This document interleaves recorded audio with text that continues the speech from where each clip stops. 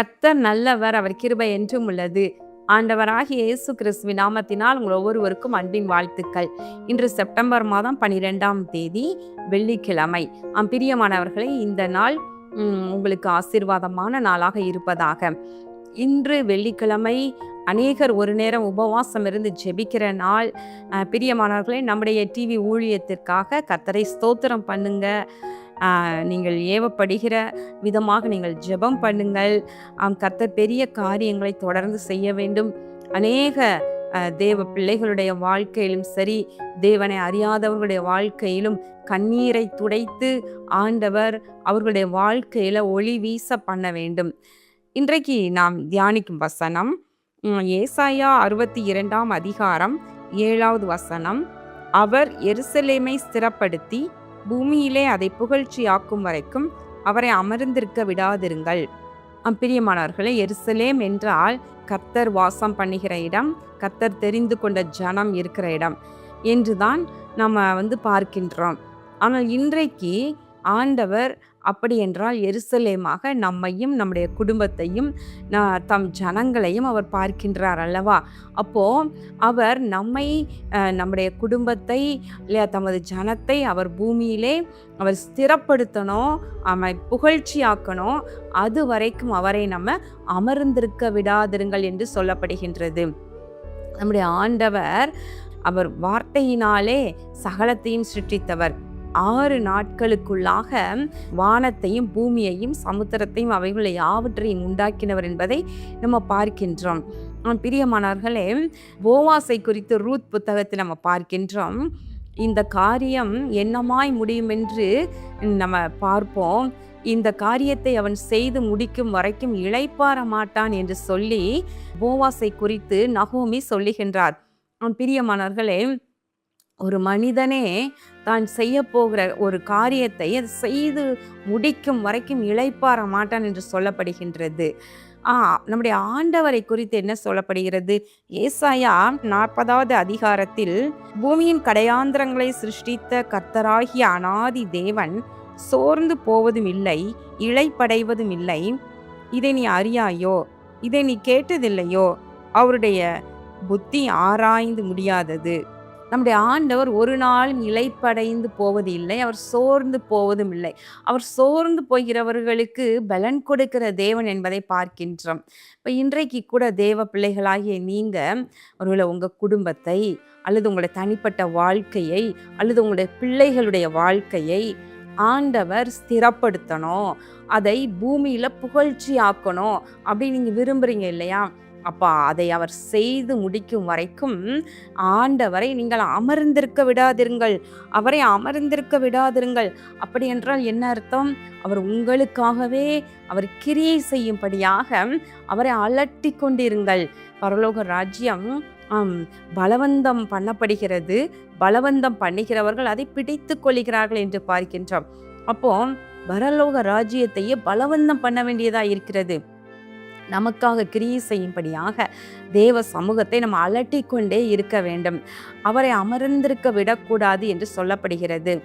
கர்த்தருடைய சமூகத்தில் இரவும் பகலும் ஓயாமல் நம்ம ஜெபங்களை ஏறெடுக்கவும், விண்ணப்பங்களை தெரியப்படுத்தவும், அவருக்கு துதி ஸ்தோத்திர ஆராதனை பலிகளை செலுத்தவும் நம்ம இடைவிடாமல் நம்ம நின்று கொண்டிருக்க வேண்டும். பிரியமானவர்களே, அப்பொழுது நீங்கள் எந்த காரியத்திற்காக நீங்கள் அவர் சமூகத்தை புலம்பிக் கொண்டே அலட்டிக்கொண்டே இருக்கிறீர்களோ அவர் அந்த காரியத்தை ஸ்திரப்படுத்துவார், அவர் நிலைப்படுத்தி அவர் பூமியிலே புகழ்ச்சியாக வைப்பார். நீங்கள் இருக்கிற ஸ்தலத்திலே அதை புகழ்ச்சியாகும்படி வைப்பார். உங்கள் குடும்பத்தை, பிள்ளைகளுடைய வாழ்க்கையை, ரட்சிக்கப்படாத உங்கள் வீட்டில் உள்ள நபர்களை, ஒருவேளை உங்களுடைய கணவராக இருக்கலாம் அல்லது உங்கள் மனைவியாக இருக்கலாம் அல்லது பிள்ளைகளாக இருக்கலாம், உடன் பிறந்தவர்களாக இருக்கலாம், கர்த்தரை விட்டு பின்வாங்கி அல்லது ஆண்டவர் அண்டையிலே வராமல் தூரமாய் நின்று அவங்கள் வாழ்ந்து கொண்டு இருக்கலாம். அப்படிப்பட்டவர்களை எப்படியாவது ரட்சிக்கணும் என்று சொல்லி நீங்கள் போராடிட்டு இருக்கலாம். நீங்கள் அந்த ஜெபத்தை விடாதீங்க, நீங்கள் கர்த்தரை அமர்ந்திருக்க விடாதீங்க. இந்த நபரை ரட்சிக்கும் வரைக்கும் நான் விடமாட்டேன் ஆண்டவரே உம்மை என்று சொல்லி நீங்கள் போராடி ஜெபம் பண்ணுங்க. யாக்கோபை பார்க்கின்றோம். நீர் என்னை ஆசீர்வதித்தால் ஒழிய அவை போக விடேன் என்று சொல்லி ஆண்டவரோடு போராடி மேற்கொண்டான் என்று பார்க்கின்றோம். போராடி நம்ம ஜெயத்தை பெற்றுக்கொள்ளும் வரைக்கும் ஆண்டவரை அமர்ந்திருக்க விடக்கூடாது. விசேஷமாக உங்கள் பிள்ளைகள் படிக்கணும் அல்லது நல்ல ஒரு ஸ்தானத்தில் உங்கள் பிள்ளைகள் அமரணும். என்னைக்கோ ஒரு நாளைக்கு பிள்ளைகளுக்கு ஜெபம் பண்ணிட்டு நீங்கள் மறந்துடாதீங்க. ஏதோ ஒரு அவசரம், ஐயோ இந்த நேரத்தில் கட்டாயம் பிள்ளைகளுக்கு ஜெபிக்கணுமே என்று சொல்லி ஒரு போராட்டம்னு வரும்பொழுது நீங்கள் ஜெபிக்க உட்காராதீங்க. ஆனால் தினம் தினம் தினம் அந்த காரியத்திற்காக நீங்கள் ஜெபம் பண்ணுங்க. கர்த்தர் தாமே என் பிள்ளையை ஆசீர்வதிக்கணும், ஞானத்தை கொடுக்கணும், தேவ பக்தியில் வளரணும், உமக்கு பிரியமாக வளர்ந்து மேன்மை அடையணும், கர்த்தர் கனப்படுத்துவீராக, பூமியில் புகழ்ச்சியாய் நிலைநிறுத்துவீராக என்று சொல்லி நீங்கள் ஜெபம் பண்ணிக்கிட்டே இருங்க. நீங்கள் ஜெபம் பண்ணுங்க.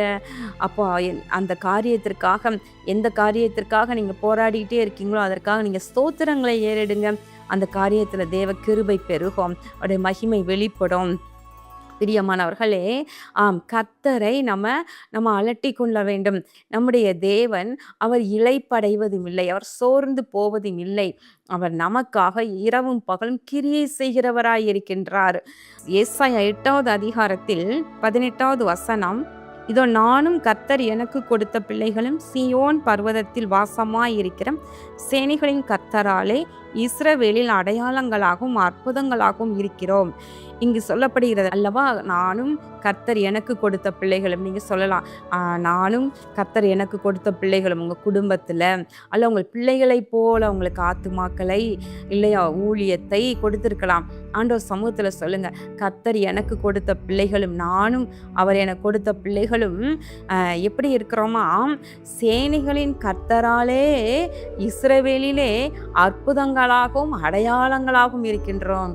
சேனைகளின் கர்த்தர் எங்க வீற்றிருக்கிறாம்? சீயோன் மலையில் வாசம் பண்ணுகிற சேனைகளின் கர்த்தராலே நாங்கள் அற்புதங்களாகவும் அடையாளங்களாகவும் இருக்கிறோம்.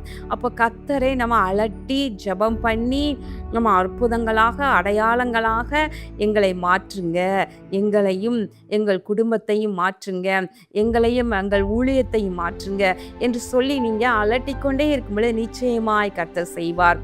இரவும் பகலும் இல்லை அணு தினமும் தேவ சமூகத்தை நோக்கி நம்ம ஜெபம் பண்ண வேண்டும், போராட வேண்டும், அறிக்கைகளை செய்ய வேண்டும், விசுவாச அறிக்கைகளை நம்ம சொல்லிக்கிட்டே இருக்க வேண்டும். கர்த்தருடைய சமூகத்தை எப்படியெல்லாம் நம்முடைய ஜெபம் சென்று சேர வேண்டுமோ அப்படியெல்லாம் நம்ம அலட்டிக்கொண்டே இருக்க வேண்டும். அப்பொழுது அவர் நிச்சயமாய் கிரியை செய்வார். நீங்கள் விரும்புகிற காரியத்திலே, நீங்கள் போராடுகிற காரியத்திலே ஒரு புகழ்ச்சியை கட்டளையிட்டு உங்களை மேன்மைப்படுத்துவார். கண்களை மூடி ஜெபம் பண்ணுவோமா? எங்கள் அன்பின் பரலோக பிதாவே, இதோ இந்த நாளிலே நாங்கள் தியானித்த உடைய வார்த்தையின்படி இதோ பூமியிலே எங்களை புகழ்ச்சியாய் சிறப்படுத்தி நிலைப்படுத்தும் வரைக்கும் அவரை அலட்டி கொண்டிருங்கள், அவரை அமர விடாதிருங்கள் என்று சொல்லப்படுகிறது. இது உம்முடைய பிள்ளைகள் உம்மை நோக்கி எந்த காரியத்திற்காக உம்மை அலட்டி ஜெபம் பண்ணி போராடி கொண்டே இருக்கிறார்களோ அவைகளிலெல்லாம் ஒரு அற்புதத்தை செய்து புகழ்ச்சியை உண்டு பண்ணுவீராக. இயேசு கிறிஸ்துவின் நாமத்தினாலே இந்த ஜெபத்தை ஏறெடுக்கின்றேன் நல்ல பிதாவே, ஆமேன். கர்த்தர் உங்களை ஆசீர்வதிப்பாராக. ஆமேன்.